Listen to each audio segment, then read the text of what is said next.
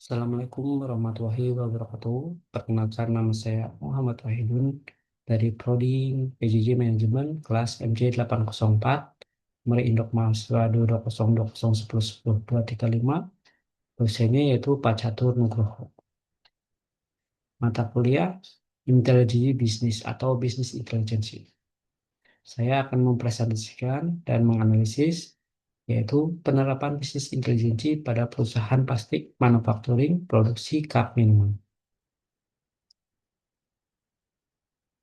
Permasalahannya itu perusahaan plastik yang memproduksi cup minuman mengalami peningkatan permintaan karena berkembangnya industri minuman kekinian dan semakin banyak transaksi melalui platform digital seperti Shopee, Tokopedia, TikTok Shop, GrabFood, dan peningkatan penjualan menghasilkan data transaksi dalam jumlah yang berasal dari berbagai sumber.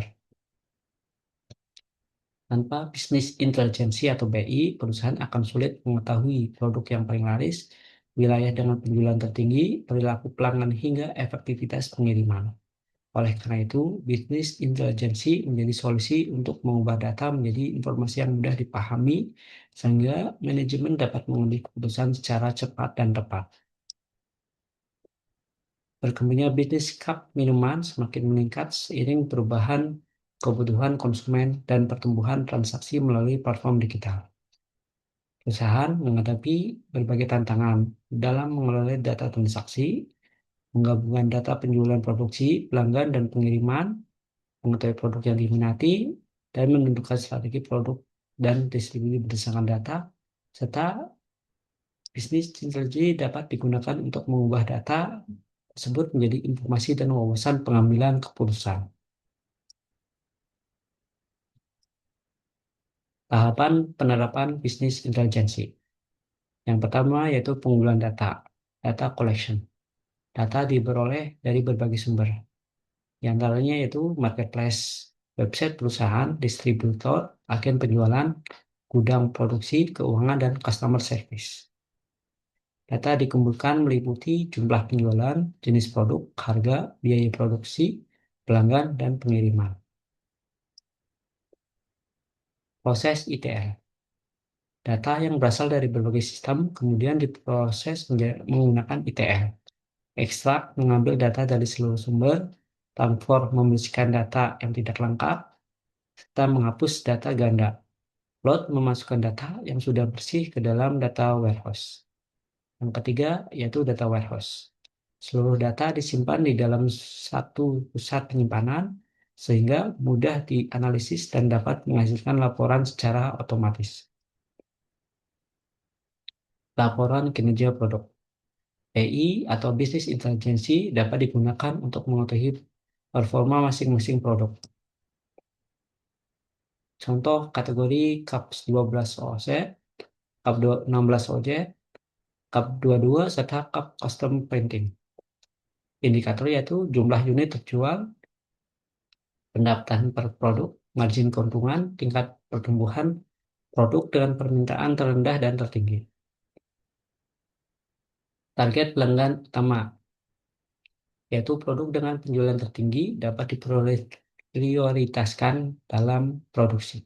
Sedangkan produk dengan penjualan terendah dapat evaluasi dari sisi harga, desain kualitas, dan strategi pemasaran. Laporan pendapatan dan penjualan tahunan. Pada tahun 2023, unit terjual yaitu 8 juta, penjualannya 12 M dan pendapatannya juga 12 M.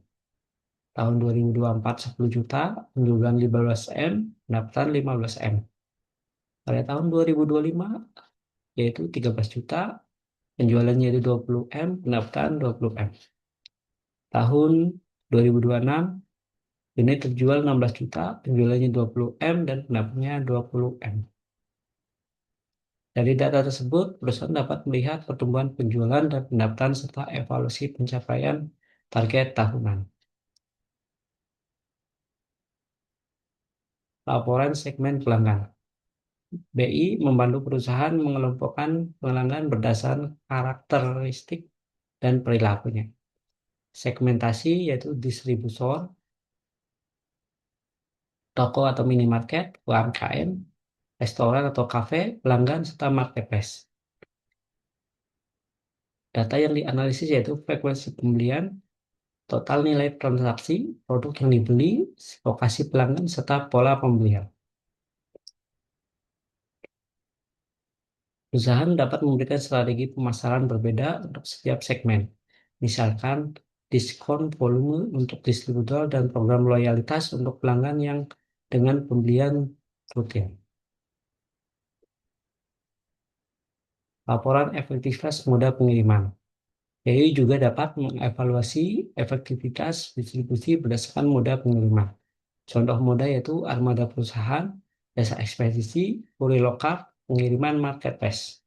Indikatornya itu biaya pengiriman, waktu pengiriman, jumlah pengiriman, presentasi, ketepatan waktu, serta keterlambatan.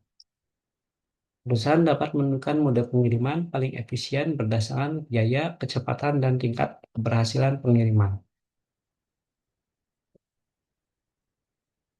Berikut adalah bisnis intelijensi dashboard, yaitu pendapatan penjualan per tahun, yaitu semakin naik, dan kinerja produk juga sama, dan efektivitas pengiriman, yaitu armada 95% tepat waktu, ekspedisi 89% tepat waktu, kurir 92% tepat waktu. Kesimpulannya adalah bisnis intelijensi dapat menjadi alat strategis bagi perusahaan manufaktur cup minuman melalui integritas data penjualan produk dengan pelanggan pengiriman. Perusahaan dapat mengubah data dalam jumlah yang besar menjadi informasi yang mudah dipahami melalui dashboard dan visualisasi. Bisnis intelijensi bukan hanya menampilkan data, tetapi membantu perusahaan memahami kondisi bisnis dan menentukan tindakan berdasarkan fakta. Demikianlah presentasi dari saya. Assalamualaikum warahmatullahi wabarakatuh.